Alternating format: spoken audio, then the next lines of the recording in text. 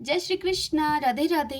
भगतजनों, आज के पावन दिन मैं आप सबके समक्ष दशा माता व्रत के पहले दिन व्रत की पहली कथा प्रस्तुत कर रही हूँ।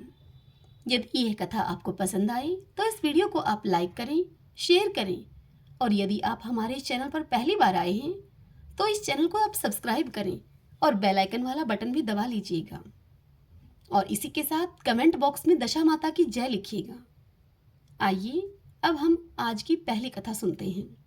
सभी बोलिए दशा माता की जय। एक घर में कोई सास बहू थी।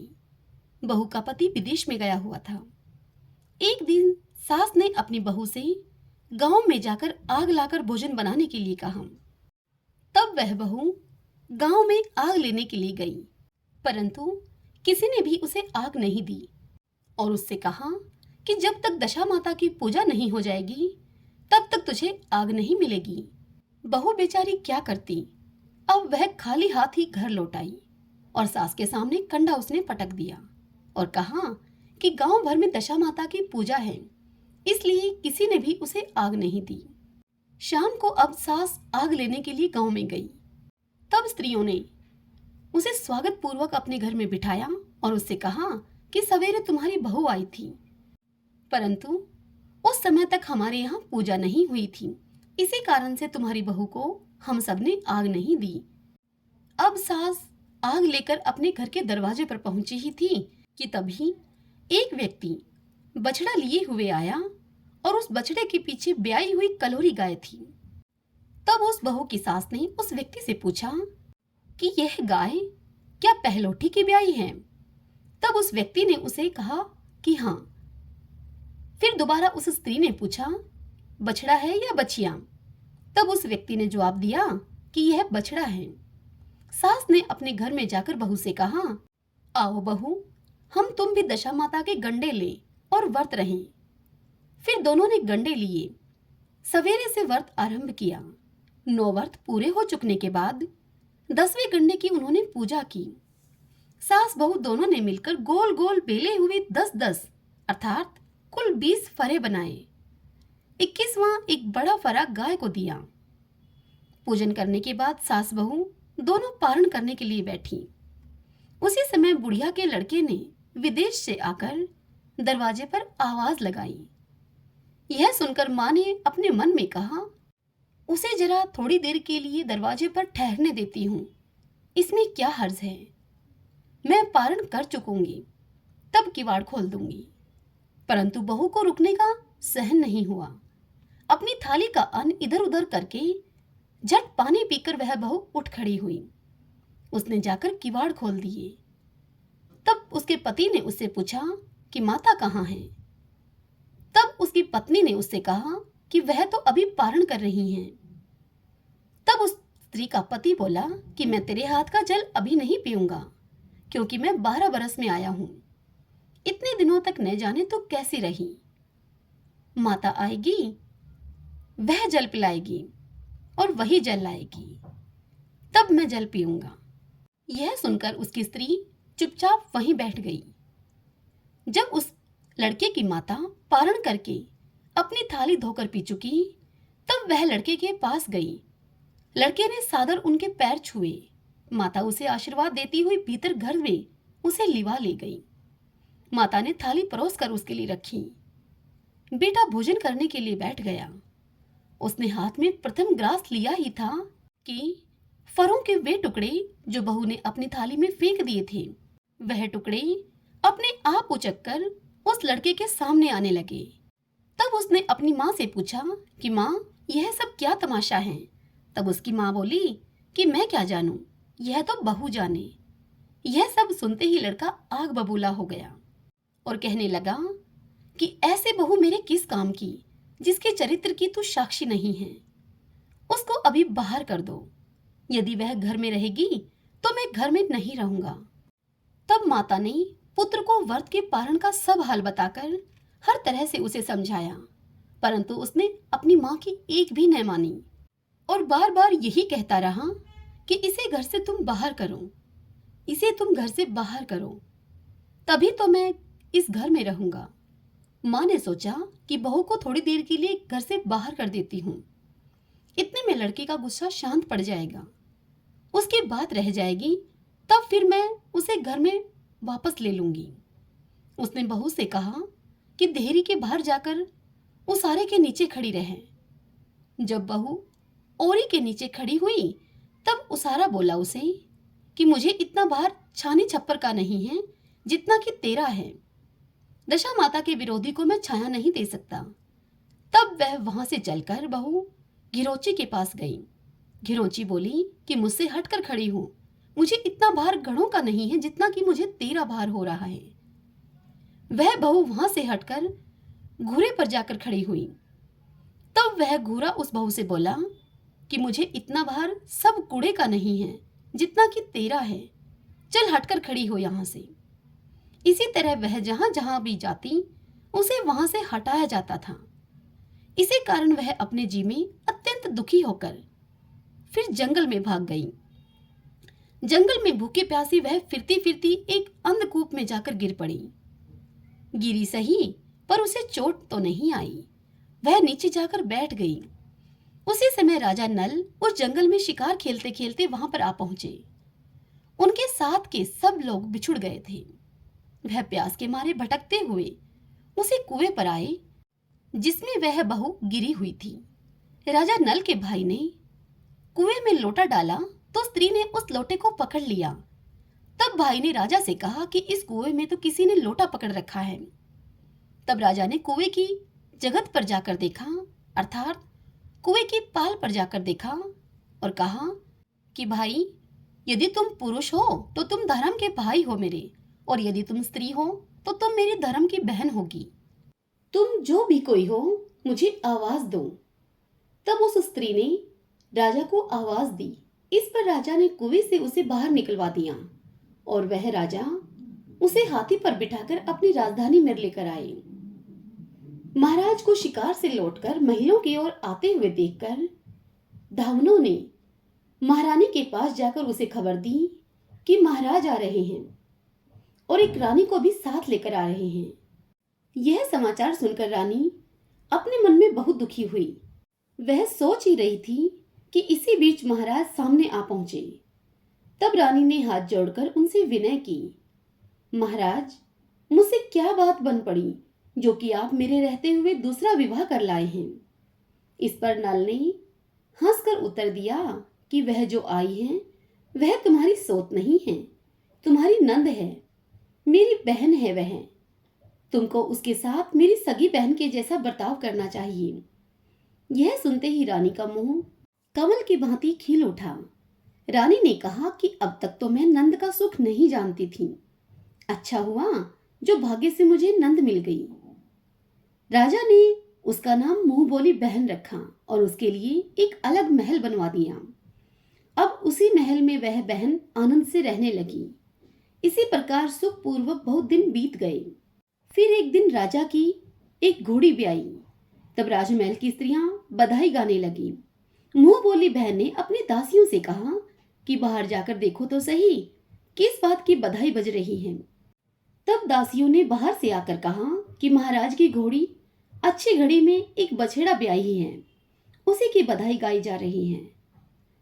तब उसने पूछा कि पहलोठी की ब्याही है या दूसरी या तीसरी बार की। तब उन दासियों ने जवाब दिया कि पहलोठी हील है।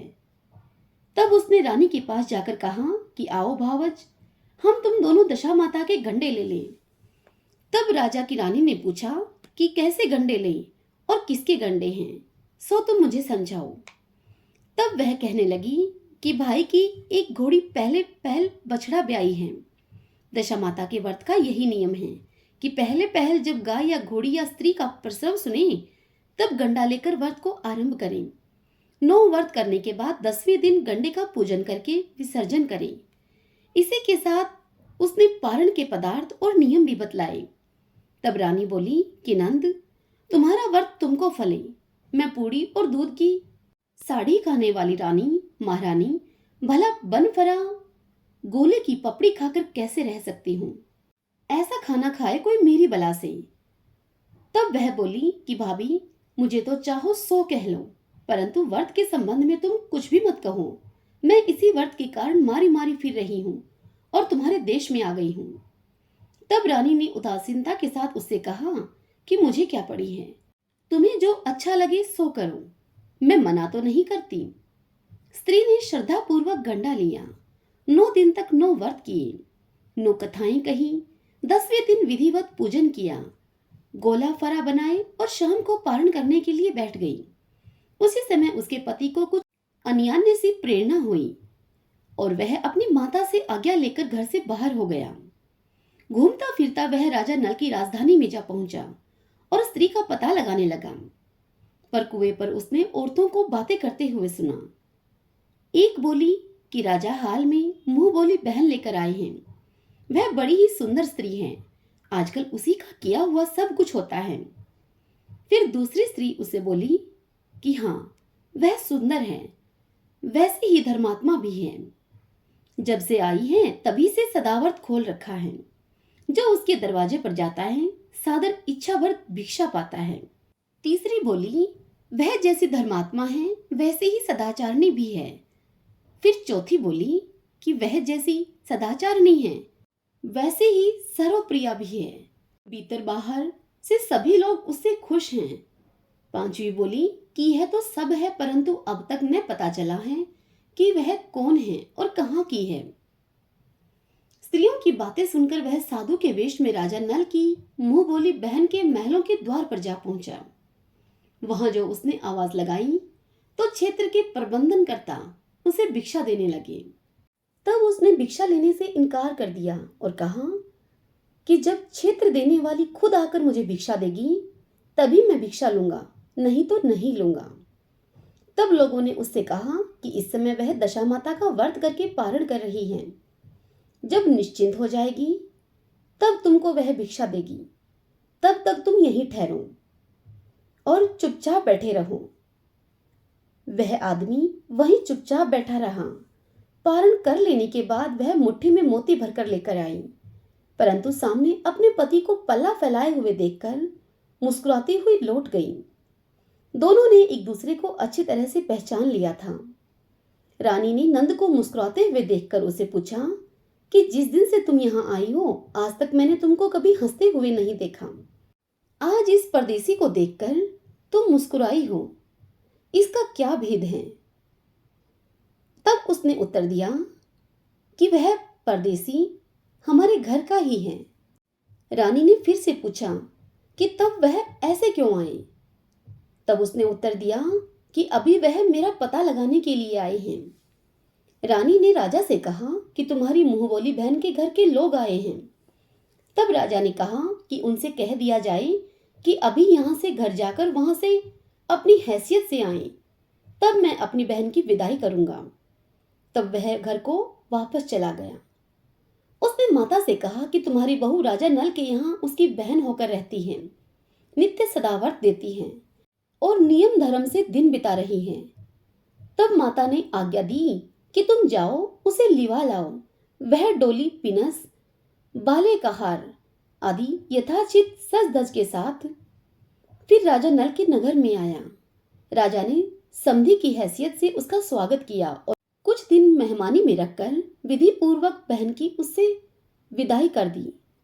जब वह महल से बाहर निकलकर चलने लगी तब महल भी उसके पीछे पीछे चलने लगा। तब रानी बोली कि नंद जी तुम चली और मेरा महल भी लेकर चली, जरा लौटकर पीछे की ओर तो देखती जाओ। जो ही उसने लौटकर देखा त्यों ही राजा का संपूर्ण राजसी वैभव सहसा लुप्त हो गया। वह स्त्री तो अपने पति के साथ जाकर आनंद से रहने लगी, परंतु राजा नल का यह हाल हो गया कि वे राजा रानी दोनों कमथी कथरी ओढ़ने फिरने लगे। उनके रूपकार पत्थर हो गए और उनके अटाले अर्थात भोजनालय में पत्ते खड़खड़ाने लगे। तब राजा नल अपनी रानी से बोले कि रानी, जहां राज किया वहां इस दशा में नहीं रहा जाता, इसलिए यहां से हट जाना ही उचित है। रानी पतिव्रता स्त्री थी। उसने राजा की आज्ञा मानना और उनकी विपत्ति में उनका साथ देना स्वीकार किया। राजा रानी दोनों महल से निकलकर चल दिए। चलते चलते एक गांव के पास जा पहुंचे। वहां बेर के वृक्षों में अच्छे अच्छे बेर लगे हुए थे। राजा रानी दोनों भूखे थे, इसलिए वे बेरों के नीचे जाकर बेर बिनने लगे। उनके हाथ लगते ही बेर लोहे के हो जाते थे। इसी तरह से राजा और रानी जो वस्तु हाथ से छूते थे वही कंकड़ पत्थर इत्यादि होता गया। फिर भी राजा आगे बढ़ता ही गया। रास्ते में उन्हें एक बनिया बनीजी करके चला आता था। उसने राजा नल को पहचान लिया। तब उसने राजा रानी के भोजन के लिए उन्हें सेर भर आटा दिया। उस आटे को लेकर राजा रानी एक नदी के किनारे गए। वहां बैठकर रानी भोजन बनाने लगी और राजा स्नान करने के लिए चले गए। उसी नदी में मछुआरे मछलियां पकड़ते थे। उन लोगों ने राजा को 4 मछलियां भेंट कर दी। रानी ने रोटियां सेक कर और मछलियां भूनकर रखी। जब राजा आए और भोजन करने के लिए बैठे तब रोटियां ईंट की हो गई और मछलियां उछलकर नदी में चली गई। वहां से चलकर राजा रानी अपनी मुंह बोली बहन के यहाँ गए। बहन ने सुना कि उसके भाई भौजाई आए हैं। उसने पूछा कि कैसे आए। तब रानी ने कहा कि लटके चिथड़ा भूखे कुकरा ऐसे आए। और कैसे आए? यह सुनकर उसे बड़ी ही लज्जा आई। उसने उन्हें एक कुम्हार के यहाँ ठहरा दिया। शाम को थाल सजाकर बहन खुद भावज से मिलने के लिए कुम्हार के घर गई। उसने सामने थाल रखा तो भावज ने कहा कि इस थाल में जो कुछ भी हो कुम्हार के चक्के के नीचे रख दो और चली जाओ यहाँ से। वह थाल का सामान चक्के के नीचे रखकर वह नंद चली गई। थोड़ी देर में राजा ने आकर पूछा, रानी बहन क्यों आई थी? वह क्या लाई थी? तब रानी ने कहा कि आई तो थी पर कुछ लाई थी। मैंने इसी चक्के के नीचे रखवा दिया है। यह सुनकर राजा ने जब वहां जाकर देखा तो वहां कंकड़ पत्थरों के सिवा कुछ भी नहीं था। राजा तुरंत ही समझ गई कि यह सब कुदशा का कारण है। भला मेरी बहन मेरे लिए कंकड़ पत्थर क्यों लाएगी? और फिर वे लोग वहां से भी चलकर अपने मित्र के घर गए। मित्र ने सुना कि उनके मित्र आए हैं तो उसने पूछा कि कैसे आए हैं। इन लोगों ने कहा कि कमरी ओढ़े कथरी बिछाए मांग मांग कर खाएं, ऐसे आए हैं। और कैसे आए? मित्र ने दुखी होकर कहा कि कोई हानि नहीं, जैसे आए वैसे अच्छे आए, आखिर मित्र है, उनको महलों में लिवा लाओ। मित्र ने बड़े आदर भाव से उनका स्वागत किया और उन्हें भोजन कराया और एक कमरे में उनके सोने के लिए पलंग बिछवा दिए।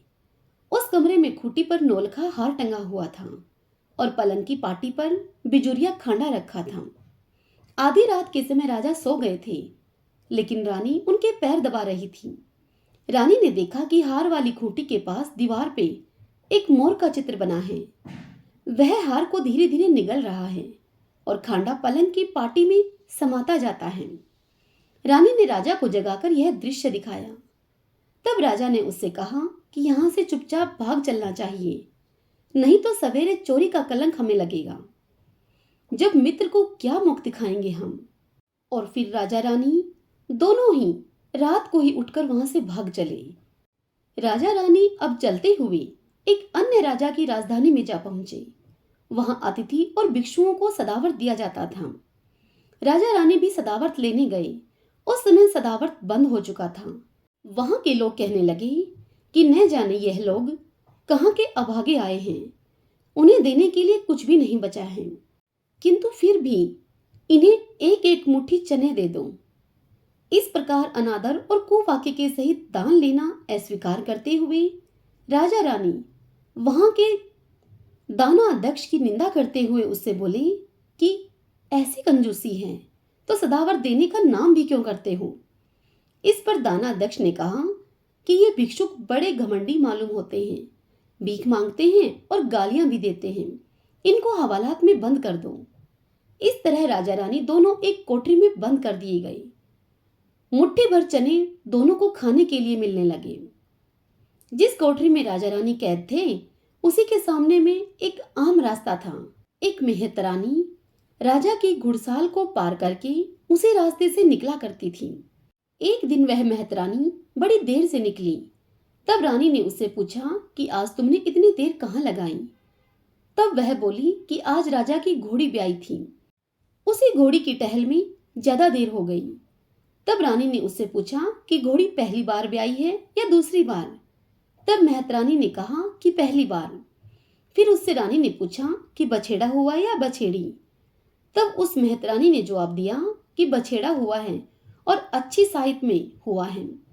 तब रानी ने राजा से कहा कि एक बार मैंने तुम्हारी मुंह बोली बहन के गंडे का अनादर किया था। उसी दिन से अपनी दशा बदल गई थी, इसलिए आज मैं दशा माता का गंडा लेती हूँ। राजा ने कहा कि ठीक है, परंतु यहाँ पूजा की सामग्री कहाँ से आएगी, कैसे नियम धर्म निभेगा। तब रानी ने कहा कि वही दशा माता सब कुछ करेंगी, मैं तो उन्हीं का नाम लेकर गंडा लेती हूँ, फिर जो होगा देखा जाएगा। अब रानी ने 9 तार राजा की पाग से और 1 तार अपने आंचल का लेकर गंडा बनाया और उसी समय से व्रत का प्रण किया। थोड़ी देर में राजा खुद घोड़ी का बछेड़ा देखने के लिए उसी रास्ते से निकला। तब उस राजा ने नल दमयंती को कोठरी में बंद देखकर सिपाहियों से पूछा कि यह लोग कौन हैं और किस अपराध के कारण यहाँ बंद हैं। तब पहरेदारों ने राजा से कहा कि ये लोग भिक्षा लेने के लिए आए थे, आपको आशीर्वाद देने के बदले गालियां देते थे, इसी कारण दानाध्यक्ष ने इन लोगों को कैद में कर दिया है। राजा ने कहा कि यह तो इनका कोई अपराध नहीं है, इनको मनोनीत भिक्षा नहीं मिली होगी, इसी से यह गालियां देते होंगे। तुम्हें इनको संतुष्ट करना चाहिए था, ना कि इनको कैद कर देना चाहिए था। इनको अभी कैद से बाहर निकाल लो। राजा की आज्ञा के अनुसार उसी समय नल दमयंती को कोठरी से बाहर निकाल दिया गया। तब उस राजा ने राजा नल के पांव में पद्म और माथे में चंद्रमा का चिन्ह देखकर उन्हें पहचान लिया कि यह तो राजा नल है और रानी दमयंती हैं। तब उसने विनीत भाव से उनसे क्षमा प्रार्थना की और उन्हें हाथी पर बिठाकर अपने महल में लेकर गए। कुछ दिनों के बाद उस राजा का आतिथ्य सत्कार स्वीकार करके राजा नल पूरे सज धज से अपनी राजधानी की ओर चले। पहले पहल वह अपने मित्र के घर गए। जब मित्र को इस बात की खबर लगी तब उसने कहा कि मित्र आए तो कैसे आए। तब लोगों ने कहा कि अब की बार तो बड़े ठाट बाट से, हाथी घोड़े से, डंका निशान से, पाल की पीनस से और फौज भी साथ लेकर आए हैं। तब मित्र ने कहा कि अच्छी बात है, उन्हें आने दो, मेरे तो जैसे तब थे वैसे अब हैं। आखिर मेरे मित्र हैं, मेरे लिए वह जैसे पहले थे वैसे ही अब हैं। राजा रानी दोनों मित्र के महल में गए। उन्होंने सादर उनका स्वागत करके उसी स्थान पर फिर से उनका डेरा दिया जहां वे पहले टिके थे। आधी रात के समय राजा सो रहे थे, रानी उनके पैर दबा रही थी पहले ही की तरह। तभी उसने देखा कि मोर का चित्र, जो कि हार निगल गया था, वह हार उगल रहा है अब, और खांडा खाट की पाटी से बाहर निकल रहा है। रानी ने राजा को जगाकर यह दृश्य दिखाया। राजा ने अपने मित्र को बुलाकर वह चरित्र दिखाया। तब वह मित्र बोला कि मैंने न तो तुम पर पहले चोरी का इल्जाम लगाया था और न अब लगाता हूं। यह सब कुदशा का कारण था। आप निश्चिंत रहिए, मेरे मन में कोई मैल नहीं है। मित्र के यहां से चलकर राजा नल और रानी दमयंती अपनी मुंह बोली बहन के यहां गई। उसने जब सुना कि उसके राजा भैया आए हैं तब उसने पूछा कि कैसे आए हैं। तब लोगों ने उसे बताया कि जैसे राजाओं को आना चाहिए ठीक वैसे ही आए हैं और कैसे आए हैं। उसने कहा कि उनको मेरे महल में आने दो। तब राजा नल का हाथी बहन के महल की ओर बढ़ा। तब रानी बोली कि आप बहन के घर जाइए, मैं तो उसी कुम्हार के घर जाकर ठहरूंगी जिसके यहाँ पर हम पहले रुके थे। तब राजा ने कहा कि जिसके कारण इतने दुख उठाए तुम उसी से फिर झगड़ा मोल लेती हो, यह तो अच्छा नहीं करती हो तुम। परंतु रानी ने एक न मानी और वह उसी कुम्हार के यहाँ ठहरी। राजा बहन के घर चले गए। शाम को नंद अपनी भावज के लिए थाली लगाकर चली। उसने भावज के सामने जाकर थाली को रख दिया। तब भावज ने सोने चांदी के गहने उतार कर रखते हुए उससे कहने लगी कि खाओ रे मेरे सोने रुपयों के गहनों, खाओ, हम नंगे भूखे क्या खाएंगे। यह देखकर उसकी नंद बोली कि यह उपालंब औधर बोली ठिठोली किस प्रकार कसती हो भाभी। मुझसे तो जो कुछ हो सका सो मैं तब लाई थी, वही मैं अभी भी लाई हूं। विश्वास न हो तो चक्का के नीचे अभी भी तुम जाकर देख लो। सचमुच चक्का उठाकर देखा तो उसके नीचे मणि माणिक्यों का ढेर लगा था। रानी यह देखकर सन्न रह गई। वह बोली कि नंद, तुम्हारा कोई दोष नहीं है, यह सब मेरी कुदशा का कारण था। रानी ने नंद का लाया हुआ सब सामान वापस कर दिया, कुछ अपनी तरफ से भी उसे दे दिया, परंतु पूजा का न्योता नहीं दिया। तत्पश्चात बहन के घर से राजा सुरागाय के पास आए। तब सुरागाय ने सब सेना के समेत राजा को भरपेट दूध पिलाया। वहां से आगे चले, नदी के तट पर पहुंचे तो वहां पहाड़ पड़ गया। राजा का आला चेताया गया। जब भोजन तैयार हो गया तब राजा भोजन करने के लिए बैठे। उस समय नदी में उछलकर गिरी हुई बुनी बुनाई मछलियां अपने आप से थाली में आकर गिर पड़ी। वे रोटियां जो ईंटें बन गई थीं, फिर से आटे की रोटियां बन गई। यह देखकर रानी राजा से कहने लगी कि उस दिन जो अपने काम में नहीं आई थी, यदि मैं आपसे यह सब कहती कि मछलियां जल में उछल गई हैं और रोटियां ईंट हो गई हैं, तो आप मेरी बात को नहीं मानते। इसी कारण से उस दिन मुझे बहाना बनाना पड़ा था। फिर वहां से सेना सहित राजा और रानी आगे बढ़े। जब राजा नल की फौज अपनी राजधानी के पास पहुंची तब वहां के लोग घबरा गए। उन्होंने कहा कि अपने राजा तो विपत्ति में पड़े हैं, वह बाहर भटकते फिरते हैं। यहाँ कोई शत्रु चढ़ाई के लिए चढ़ आया है, इसे कोई नजराना देकर इससे मिलना चाहिए। और इस प्रकार सोचकर वे लोग हीरा मोती थालों में भरकर उस नए राजा से मिलने के लिए गांव से बाहर आए। अपने राजा को पहचानकर उनको बड़ा आनंद हुआ। वे बड़ी श्रद्धा भक्ति पूर्वक महाराज के आगे होकर उन्हें महलों में लिवा कर ले गए। राजा रानी ने महलों में प्रवेश करके तुरंत ही दशामाता की पूजा का प्रबंध किया और उस नगर की सब सौभाग्यवती स्त्रियों को आमंत्रित किया। भगवती के भोग के लिए सब तरह के पकवान बनाए गए। आटे की बटी हुई 10 बतियां, 10 गुड़ या शक्कर की गुजियां और 10-10 अठाइयां सुहागनों के आंचल में डाली गई। सुहागिनों का श्रृंगार आदि करके दशामाता की पूजा आरंभ हुई। कलश की स्थापना करके जोर माणिक अर्थात दीपक जलाया गया तो बत्ती ही न जली। तब पंडितों ने विचार करके कहा कि यदि कोई न्योता पाने वाला न्योतने से रह गया हो तो उसे भी स्मरण कर लिया जाए, उसके आ जाने के बाद ही दीपक जल जाएगा। तब रानी ने कहा कि मैंने तो सभी को न्योता दिलवा दिया है, सिर्फ मुंह बोली बहन को न्योता नहीं दिया है। तब पंडितों ने कहा कि उसे भी शीघ्र बुलवाइए। तब राजा ने अपना दूरगामी रथ भेजकर मुंह बोली बहन को बुलवा लिया। बहन ने कलश का माणिक प्रज्वलित किया। बड़ी धूमधाम से पूजा हुई। अंत में सुहागिनों को भोजन कराकर उन्हें विदा किया गया। उसी समय राजा ने यह हुक्म जारी किया कि मेरी प्रजा के सभी लोग दशा माता का व्रत किया करें। भगवती दशा माता ने जैसे राजा नल के दिन फेरे, ऐसे ही वह सब के दिन फेरे। सब बोलिए दशा माता की जय।